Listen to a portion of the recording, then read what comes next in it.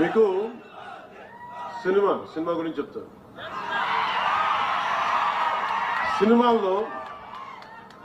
సినిమాల్లో పోరాటం చేయడం, గొడవ పెట్టడం ఈజీ.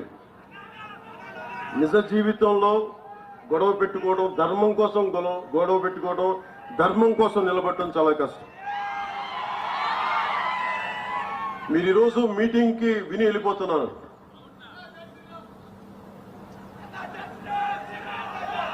రామనామం లేకుండా ఏ హిందువు గుండెలో రామనామం లేకుండా ఉంటుంది.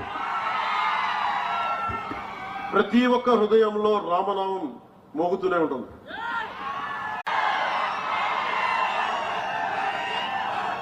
మీకు సినిమా గురించి చెప్తాను.